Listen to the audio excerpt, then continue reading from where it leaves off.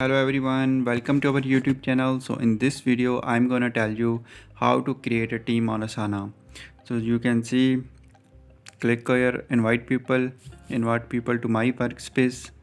Just type the email, like I am typing the relevant email of a person I want to invite. You can also add multiple emails to make a complete team.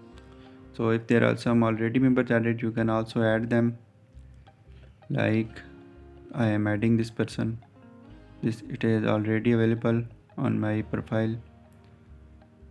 So you can also type multiple emails to invite people, and you can successfully create a team.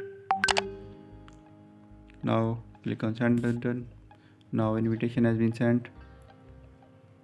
So in this way you can properly create and manage a team on Asana.